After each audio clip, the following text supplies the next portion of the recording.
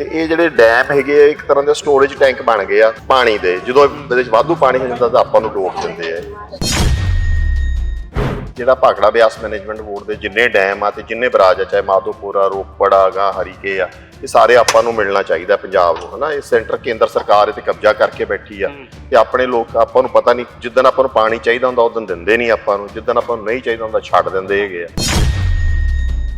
ਅਸਲ 'ਚ ਨਾ ਇਹ ਦਰਿਆ ਦੇ ਉੱਤੇ ਜਿਹੜੇ ਬੰਨ੍ਹ ਆ ਇਹ ਪੰਜਾਬ ਲਈ ਹੈ ਹੀ ਨਹੀਂ। ਇਹ ਤਾਂ ਭਾਂਡੇ ਬਣਾ ਲਏ ਉਹਨਾਂ ਨੇ ਆਪਦੇ ਹਰਿਆਣੇ ਤੇ ਰਾਜਸਥਾਨ ਵਾਸਤੇ ਪਾਣੀ ਸਟੋਰ ਕਰਨ। ਕੇਂਦਰ ਸਰਕਾਰ ਦੀ ਪੰਜਾਬ ਪ੍ਰਤੀ ਆਪਦੀ ਜਿਹੜੀ ਬਸਤੀਵਾਦੀ ਨੀਤੀ ਆ ਉਹ ਨਹੀਂ ਹਟਦੀ। ਆਪਾਂ ਹਮੇਸ਼ਾ ਚੱਲਦੇ ਰਹਾਂਗੇ।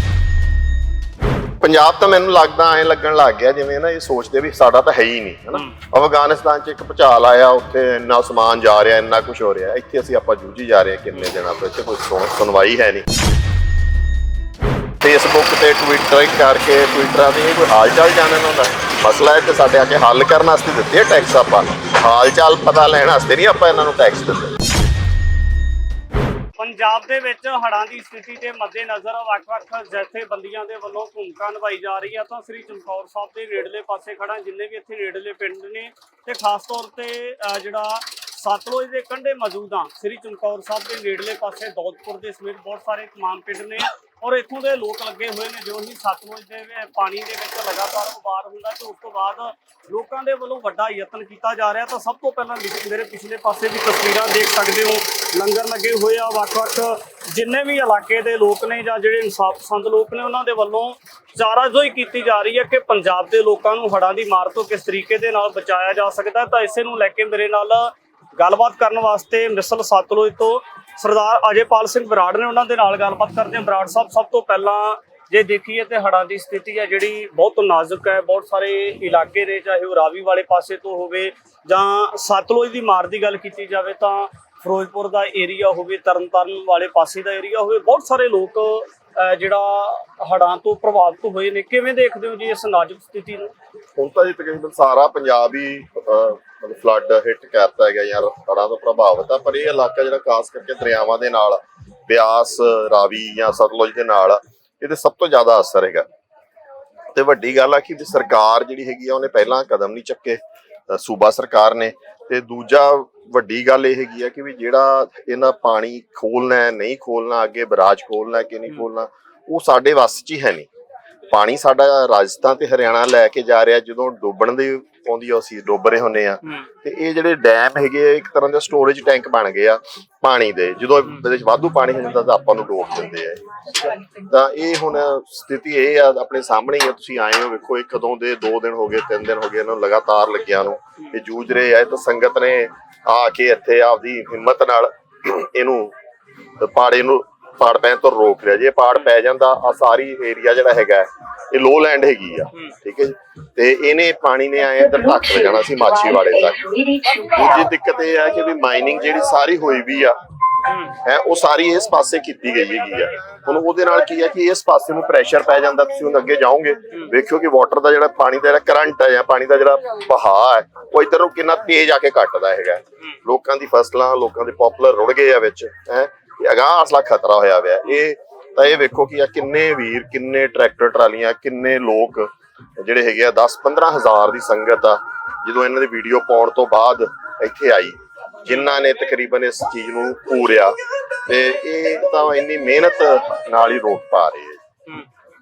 ਤੇ ਖਾਸ ਤੌਰ ਤੇ ਜੇ ਗੱਲ ਕਰੀਏ ਤਾਂ ਜਿੱਦਾਂ 1 ਲੱਖ ਕਿਊਸਕ ਦਾ ਅੰਕੜਾ ਜਿਹੜਾ ਤਕਰੀਬਨ 1.25 ਲੱਖ ਦੇ ਕਿਊਸਕ ਦੇ ਵਿੱਚ ਹੋ ਚੁੱਕਾ ਹੈ, ਤਾਂ ਇਸ ਚੀਜ਼ ਨੂੰ ਲੈ ਕੇ ਜਿਹੜੀ ਪਹਿਲਾਂ ਦੇ ਨਾਲੋਂ ਵੀ ਜਿਹੜੀ ਸਥਿਤੀ ਉਹ ਨਾਜ਼ੁਕ ਹੋਈ ਹੈ ਜੀ ਇਹਦੇ ਨਾਲ। ਹਾਂਜੀ, ਹੁਣ ਤਾਂ ਆ ਤੁਸੀਂ ਵੇਖੋ ਕਿੰਨੀ ਤੇਜ਼ ਹੋਇਆ ਪਾਣੀ। ਸਵੇਰ ਦਾ ਹੁਣ ਵਧਿਆ ਹੋਇਆ ਤੇ ਇਹ ਤਾਂ ਇਹ ਕਹਿ ਰਹੇ ਵੀ 1,48,000 ਕਿਊਸਕ, 1.5 ਲੱਖ ਕਿਊਸਕ ਹੈਗਾ। ਇਦੋਂ ਉੱਤੇ ਤਾਂ ਹੁਣ ਇਹ ਹੋ ਹੀ ਨਹੀਂ ਸਕਦਾ ਨਾ। ਇਦੋਂ ਉੱਤੇ ਹੋਊਗਾ ਤਾਂ ਇਹਨੇ ਮਤਲਬ ਆਸੇ ਪਾਸੇ ਵਗ ਜਾਣਾ ਕਿਸੇ ਪਾਸੇ। ਸੋ ਲੋਕ ਲੱਗੇ ਹੋਏ ਹੈਗੇ ਆ, ਜੂਝ ਰਹੇ ਹੈਗੇ ਆ।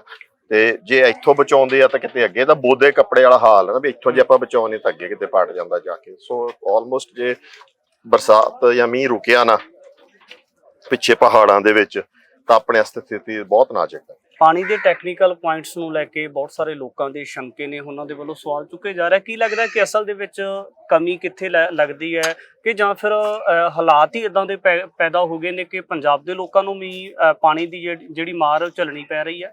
ਦੇਖੋ ਜੀ, ਜੇ ਤਾਂ ਆਪਾਂ ਕੋਈ ਸਥਾਈ ਹੱਲ ਦੀ ਗੱਲ ਕਰਦੇ ਆ, ਆਪਾਂ ਕਹਿੰਦੇ ਵੀ ਹਾਂ ਵੀ ਕੋਈ ਇਹਦਾ ਹਮੇਸ਼ਾ ਵਾਸਤੇ ਹੱਲ ਹੋਣਾ ਚਾਹੀਦਾ ਕਿ ਵੀ ਆ 2019 ਚ ਵੀ ਆ ਗਏ, 1988 ਚ ਆਏ, ਫਿਰ 2019 ਚ ਤਬਾਹੀ ਕੀਤੀ, 2023 ਚ ਹੋਈ, 2025 ਚ ਹੋਈ। ਇਹਦਾ ਜੇ ਅਸਲ ਹੱਲ ਤਾਂ ਇਹ ਹੈ ਕਿ ਵੀ ਜਿਹੜਾ ਭਾਖੜਾ ਬਿਆਸ ਮੈਨੇਜਮੈਂਟ ਬੋਰਡ ਦੇ ਜਿੰਨੇ ਡੈਮ ਆ ਤੇ ਜਿੰਨੇ ਬਰਾਜ ਆ, ਚਾਹੇ ਮਾਧੋਪੁਰ ਆ, ਰੋਪੜ ਆ, ਗਾ ਹਰੀਕੇ ਆ, ਇਹ ਸਾਰੇ ਆਪਾਂ ਨੂੰ ਮਿਲਣਾ ਚਾਹੀਦਾ ਪੰਜਾਬ ਨੂੰ, ਹਨਾ। ਇਹ ਸੈਂਟਰ ਕੇਂਦਰ ਸਰਕਾਰ ਇਹ ਤੇ ਕਬਜ਼ਾ ਕਰਕੇ ਬੈਠੀ ਆ ਤੇ ਆਪਣੇ ਲੋਕ, ਆਪਾਂ ਨੂੰ ਪਤਾ ਨਹੀਂ, ਜਿੱਦਣ ਆਪਾਂ ਨੂੰ ਪਾਣੀ ਚਾਹੀਦਾ ਹੁੰਦਾ ਉਦੋਂ ਦਿੰਦੇ ਨਹੀਂ ਆਪਾਂ ਨੂੰ, ਜਿੱਦਣ ਆਪਾਂ ਨੂੰ ਨਹੀਂ ਚਾਹੀਦਾ ਹੁੰਦਾ ਛੱਡ ਦਿੰਦੇ ਹੈਗੇ ਆ। ਸੋ ਆਪਣੇ ਤਾਂ ਵੱਸ ਦਾ ਰੋਗ ਹੀ ਨਹੀਂ ਰਿਹਾ, ਹਨਾ। ਜੇ ਪਰ ਆਪਾਂ ਕੋਈ ਹੋਰ ਹੱਲ ਹੈਗਾ ਕਿ ਜਿਹੜੀ ਇੱਕਦਮ ਸੂਬਾ ਸਰਕਾਰ ਕਰ ਸਕਦੀ ਹੈ ਜਾਂ ਦਬਾਅ ਪਾ ਕੇ ਕਰ ਸਕਦੀ ਹੈ, ਉਹ ਇਹ ਆ ਕਿ ਦਰਿਆ ਹਮੇਸ਼ਾ 25% ਚੱਲਦੇ ਰਹਿਣੇ ਚਾਹੀਦੇ ਆ। ਜੇ ਉਹ 25% ਚੱਲਦੇ ਰਹਿੰਦੇ ਹੁੰਦੇ, ਇੱਕਦਮ ਸੁਕਾਉਂਦੇ ਨਾ ਇਹ, ਤਾਂ ਅੱਜ ਉੱਥੇ ਲੈਵਲ ਡਾਊਨ ਹੋਣਾ ਸੀ ਤੇ ਆਪਾਂ ਨੂੰ ਸੌਖ ਹੋਣੀ ਸੀ ਉਹਦੀ, ਹਨਾ, ਕਿ ਉਹਨਾਂ ਪਾਣੀ ਸਟੋਰ ਹੋ ਜਾਣਾ ਸੀ। ਪਰ ਅਸਲ 'ਚ ਨਾ ਇਹ ਦਰਿਆ ਦੇ ਉੱਤੇ ਜਿਹੜੇ ਬੰਨ ਆ, ਇਹ ਪੰਜਾਬ ਲਈ ਹੈ ਹੀ ਨਹੀਂ। ਇਹ ਨਾ ਇੱਕ ਤਰ੍ਹਾਂ, ਮੈਂ ਪਹਿਲਾਂ ਵੀ ਗੱਲ ਕਹਿੰਦਾ ਹੁੰਦਾ, ਇਹ ਤਾਂ ਭਾਂਡੇ ਬਣਾ ਲਏ ਉਹਨਾਂ ਨੇ ਆਪਦੇ ਹਰਿਆਣੇ ਤੇ ਰਾਜਸਥਾਨ ਵਾਸਤੇ ਪਾਣੀ ਸਟੋਰ ਕਰਨ, ਠੀਕ ਹੈ। ਇਹਨਾਂ 'ਚ ਪਾਣੀ ਸਟੋਰ ਕੀਤਾ ਜਾਂਦਾ, ਜਦੋਂ ਪਾਣੀ ਵੱਧ ਜਾਂਦਾ ਤੇ ਆਪਣੇ ਵੱਲ ਨੂੰ ਛੱਡ ਦਿੰਦੇ ਆ, ਤੇ ਜਦੋਂ ਪਾਣੀ ਚਾਹੀਦਾ ਹੁੰਦਾ ਉਦੋਂ ਉਹਨਾਂ ਨੂੰ ਭੇਜ ਦਿੰਦੇ ਆ। ਇਸੇ ਕਰਕੇ ਜੂਨ ਦੇ ਵਿੱਚ, ਜਦੋਂ ਮਈ ਜੂਨ ਦੇ ਵਿੱਚ ਪਾਣੀ ਦਾ ਲੈਵਲ ਨਹੀਂ ਡਾਊਨ ਕਰਦੇ, ਉਹਨੂੰ ਨੱਕੋ ਨੱਕ ਰੱਖਦੇ ਆ। ਤੇ ਇਹ ਨਾ ਹੋਵੇ ਕਿ ਵੀ ਜੁਲਾਈ ਅਗਸਤ 'ਚ ਬਾਰਿਸ਼ਾਂ ਨਾ ਹੋਣ ਤਾਂ ਵੀ ਰਾਜਸਥਾਨ ਜਾਂ ਹਰਿਆਣਾ ਨੂੰ ਪਾਣੀ ਨਾ ਮਿਲੇ। ਸੋ ਜਿੰਨੀ ਦੇਰ ਕੰਟਰੋਲ ਇਹ ਨਹੀਂ ਹੁੰਦਾ, ਤੇ ਦੂਜੀ ਗੱਲ, ਕੇਂਦਰ ਸਰਕਾਰ ਦੀ ਪੰਜਾਬ ਪ੍ਰਤੀ ਆਪਦੀ ਜਿਹੜੀ ਬਸਤੀਵਾਦੀ ਨੀਤੀ ਆ ਉਹ ਨਹੀਂ ਹਟਦੀ। ਆਪਾਂ ਹਮੇਸ਼ਾ ਚੱਲਦੇ ਰਹਾਂਗੇ।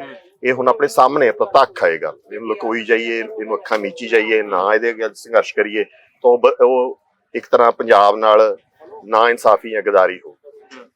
ਹੋਰਨਾਂ ਦੇਸ਼ਾਂ ਦਾ ਸੈਂਟਰ ਤੇ ਗੱਲ ਕਰ ਰਿਹਾ ਕਿ ਉੱਥੇ ਹੜ੍ਹ ਆਏ, ਸਥਿਤੀ ਇਦਾਂ ਦੀ ਬਣੀ ਹੈ, ਪੰਜਾਬ ਦੀ ਫਿਰ ਗੱਲ ਕੀਤੀ ਕਿਉਂ ਨਹੀਂ ਜਾ ਰਹੀ? ਪੰਜਾਬ ਤਾਂ ਮੈਨੂੰ ਲੱਗਦਾ ਐਂ ਲੱਗਣ ਲੱਗ ਗਿਆ ਜਿਵੇਂ ਨਾ ਇਹ ਸੋਚਦੇ ਵੀ ਸਾਡਾ ਤਾਂ ਹੈ ਹੀ ਨਹੀਂ, ਹਨਾ। ਅਫਗਾਨਿਸਤਾਨ 'ਚ ਇੱਕ ਭੁਚਾਲ ਆਇਆ, ਉੱਥੇ ਇੰਨਾ ਸਮਾਨ ਜਾ ਰਿਹਾ, ਇੰਨਾ ਕੁਛ ਹੋ ਰਿਹਾ, ਇੱਥੇ ਅਸੀਂ ਆਪਾਂ ਜੂਝੀ ਜਾ ਰਹੇ ਕਿੰਨੇ ਦਿਨਾਂ ਤੋਂ, ਇੱਥੇ ਕੋਈ ਸੁਣਵਾਈ ਹੈ ਨਹੀਂ। ਤੇ ਜਦੋਂ ਇਹ ਸਾਰਾ ਕੁਛ ਹੋ ਜਾਊਗਾ, ਹਨਾ, ਸਾਰਾ ਹੱਲ ਹੋ ਜੂ, ਉਦੋਂ ਇਹ ਆ ਜਾਣਗੇ। ਹੁਣ ਤੁਸੀਂ ਵੇਖੋ, ਨਾ ਤਾਂ ਮੌਜੂਦਾ ਸਰਕਾਰ ਇੱਧਰ ਆ ਰਹੀ ਆ, ਤੇ ਜਿਹੜੀ ਨੈਸ਼ਨਲ ਪਾਰਟੀਜ਼ ਆ ਉਹਨਾਂ ਚੋਂ ਰਾਹੁਲ ਗਾਂਧੀ ਆ, ਉਹ ਤਾਂ ਸ਼ੋਅ ਕਰਦਾ ਹੈ ਕਿ ਵੀ ਮੈਂ ਪੰਜਾਬ ਦਾ ਦਰਦੀ ਆ, ਦਰਬਾਰ ਸਾਹਿਬ ਆ ਗਿਆ ਫਲਾਨਾ। ਉਹਨੇ ਹਾਲੇ ਤੱਕ ਕੁਛ ਨਹੀਂ ਕੀਤਾ, ਕੋਈ ਕਦਮ ਨਹੀਂ ਚੁੱਕਿਆ। ਇੱਕ ਟਵੀਟ ਕੀਤੀ ਆ, ਉਹ ਵੀ ਮੋਦੀ ਦੇ ਉਲਟ ਕੀਤੀ ਆ, ਪੰਜਾਬ ਦੇ ਬਾਰੇ ਕੁਛ ਨਹੀਂ ਉਹਨੇ ਗੱਲ। ਸੱਤਾਧਾਰੀ ਹੋਣ ਸੈਂਟਰ ਦੇ ਵਿੱਚ, ਚਾਹੇ ਸੱਤਾਧਾਰੀ ਹੈ ਜੀ, ਚਾਹੇ ਵਿਰੋਧਾ, ਚਾਹੇ ਪੰਜਾਬ ਦੇ ਵਿੱਚ ਕੋਈ ਪਾਰਟੀ ਬੈਠੀ ਆ, ਸਾਰਿਆਂ ਦਾ ਆਪਣੇ ਨਾਲ ਇਹੀ ਰੁੱਖ ਆ। ਕਿਸੇ ਦਾ ਆਪਣੇ ਪ੍ਰਤੀ ਰਵੱਈਆ ਠੀਕ ਨਹੀਂ। ਜਿੰਨੀ ਦੇਰ ਪੰਜਾਬ ਆਪਦੀ ਸਿਆਸਤ, ਜਿਵੇਂ ਦੀਪ ਸਿੱਧੂ ਵੀ ਕਹਿੰਦਾ ਸੀ ਕਿ ਆਪਦੀ ਸਿਆਸਤ ਨਹੀਂ ਘੜਦਾ ਪੰਜਾਬ ਆ, ਉਨੀ ਦੇਰ ਆਪਣਾ ਕੋਈ ਹੱਲ। ਪੰਜਾਬ ਦੇ ਮੁੱਖ ਮੰਤਰੀ ਭਗਵੰਤ ਸਿੰਘ ਮਾਨ ਕਹਿੰਦੇ ਨੇ ਕਿ ਗ੍ਰਹਿ ਮੰਤਰੀ ਅਮਿਤ ਸ਼ਾਹ ਦਾ ਵੀ ਫੋਨ ਆਇਆ ਸੀ, ਉਹਨਾਂ ਨੇ ਵੀ ਹਾਲ ਚਾਲ ਜਾਣਿਆ। ਤਾਂ ਦੇਸ਼ ਦੇ ਪ੍ਰਧਾਨ ਮੰਤਰੀ ਹਾਲ ਚਾਲ ਤਾਂ ਇਰਾਨ ਵਾਲੇ ਵੀ ਪੁੱਛਦੇ ਪਏ ਆਪਣਾ, ਠੀਕ ਹੈ ਨਾ। ਗੱਲ ਤਾਂ ਇੱਥੇ ਕੋਈ ਹੱਲ ਕੱਢੋ ਇਹਨਾਂ ਦਾ। ਆਹ ਲੋਕਾਂ ਦਾ ਹੱਲ ਕੱਢਣ ਦਾ ਕੰਮਾਂ ਵੇਖੋ, 15,000 20,000 ਬੰਦਾ ਇੱਥੇ ਕੰਮ ਕਰ ਰਿਹਾ, ਆਪਦੇ ਕਾਰੋਬਾਰ ਛੱਡ ਕੇ ਲੱਗਿਆ, ਅਰਬਾਂ ਕਰੋੜਾਂ ਦਾ ਸਾਡਾ ਨੁਕਸਾਨ ਹੋ ਰਿਹਾ। ਹਾਲ ਚਾਲ ਤਾਂ ਆਪਾਂ ਕਿਸੇ ਦਾ ਹੀ ਜਾਣ ਲੈਂਦੇ ਆ, ਫੇਸਬੁੱਕ ਤੇ ਟਵਿੱਟਰ ਕਰਕੇ, ਟਵਿੱਟਰਾਂ ਤੇ ਕੋਈ ਹਾਲ ਚਾਲ ਜਾਣਨ ਹੁੰਦਾ। ਮਸਲਾ ਹੈ ਕਿ ਸਾਡੇ ਅੱਗੇ ਹੱਲ ਕਰਨ ਵਾਸਤੇ ਦਿੱਤੇ ਟੈਕਸ, ਆਪਾਂ ਹਾਲ ਚਾਲ ਪਤਾ ਲੈਣ ਵਾਸਤੇ ਨਹੀਂ ਆਪਾਂ ਇਹਨਾਂ ਨੂੰ ਟੈਕਸ ਦਿੱਤੇ। ਜਿੰਨੀ ਸਿੰਸੀਅਰ ਜਾਪਣੀ ਚਾਹੀਦੀ ਸੀ, ਕੀ ਲੱਗਦਾ ਕਿ ਉਹਨੀ ਜਾਪੀ ਨਹੀਂ ਇਸ ਲੀਡਰਸ਼ਿਪ ਦੇ? ਭਾਵਨਾ ਹੀ ਹੈ ਨਹੀਂ ਆਪਣੀ ਹੱਲ ਕਰਨ ਦੀ, ਆਪਣੇ ਵੱਲ ਉਹਨਾਂ ਦਾ ਹੈ ਹੀ ਨਹੀਂ, ਖਿਆਲ ਹੀ ਹੈ ਨਹੀਂ। ਕੀ ਲੱਗਦਾ ਕਿ ਜਦੋਂ ਇੱਥੇ ਗਰਾਊਂਡ ਤੇ ਲੋਕਾਂ ਦੇ ਨਾਲ ਵਿਚਰ ਆਏ ਹੋ, ਜਿਹੜੇ ਇਲਾਕੇ ਪ੍ਰਭਾਵਿਤ ਹੋਏ ਨੇ ਹੜ੍ਹਾਂ ਨੂੰ ਲੈ ਕੇ, ਉਹਨਾਂ ਦੇ ਨਾਲ ਵੀ ਜਦੋਂ ਤੁਸੀਂ ਗੱਲਬਾਤ, ਵਾਰਤਾਲਾਪ ਹੁੰਦਾ ਹੈ, ਗਰਾਊਂਡ ਤੇ ਜਾ ਕੇ ਪੂਰੀ ਰਿਪੋਰਟ ਤਿਆਰ ਕਰਦੇ ਹੋ, ਤਾਂ ਕੀ ਲੱਗਦਾ ਕਿ ਲੋਕਾਂ ਦਾ ਮਨੋਬਲ ਕਿੱਦਾਂ ਦਾ ਹੈ? ਮਨੋਬਲ ਹੀ ਹੈ ਜੀ ਜਿਹੜਾ ਕਿੱਥੇ ਲਿਜਾ ਰਿਹਾ। ਟਰੈਕਟਰ ਦੱਸਦਾ ਨਾ ਕਿ ਕਿਵੇਂ ਮਨੋਬਲ ਆ, ਚਾਹੇ ਨੌਜਵਾਨ ਆ ਚਾਹੇ ਬਜ਼ੁਰਗ ਆ, ਕਿੰਨੀ ਜੋਸ਼ ਨਾਲ ਜਾ ਰਹੇ ਆ।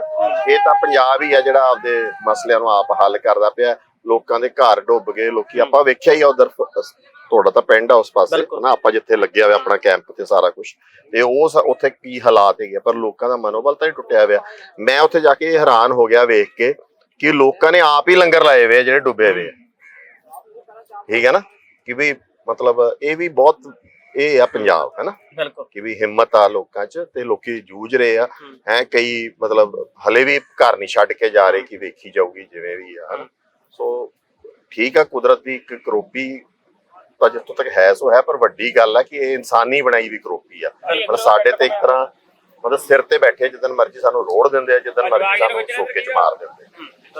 ਪੰਜਾਬ ਚੜ੍ਹਦੀ ਕਲਾ ਦਾ ਪ੍ਰਤੀਕ ਹੈ ਤੇ ਹਮੇਸ਼ਾ ਹੀ ਆਫਤਾਂ ਦੇ ਵਿੱਚ ਵੀ ਚੜ੍ਹਦੀ ਕਲਾ ਦੀ ਗੱਲ ਕਰਦਾ ਤਾਂ ਇਸੇ ਨੂੰ ਲੈ ਕੇ ਚਾਹੇ ਹੜ੍ਹਾਂ ਦੇ ਮੱਦੇਨਜ਼ਰ ਪੰਜਾਬ ਦੇ ਵੱਖ-ਵੱਖ ਹਿੱਸਿਆਂ ਦੇ ਵਿੱਚ ਸਥਿਤੀ ਨਾਜ਼ੁਕ ਬਣੀ ਹੋਈ ਹੈ, ਪਰ ਇਸੇ ਨੂੰ ਲੈ ਕੇ ਜਿਹੜੇ ਗਰਾਊਂਡ ਦੇ ਹਾਲਾਤ ਨੇ ਬਿਲਕੁਲ ਹੀ ਵੱਖਰੇ ਨਜ਼ਰ ਆ ਰਹੇ ਆ। ਪੰਜਾਬ ਦੇ ਹਰ ਪੱਖ ਤੋਂ ਜਿਹੜਾ ਸਮਰਥਨ ਪੰਜਾਬ ਦੇ ਭਾਈਚਾਰੇ ਦੇ ਵੱਲੋਂ ਦਿੱਤਾ ਜਾ ਰਿਹਾ। ਅੱਗੇ ਵੀ ਗੱਲਬਾਤ ਲੈ ਕੇ ਹਾਜ਼ਰ ਹੋਵਾਂਗੇ। ਧੰਨਵਾਦ।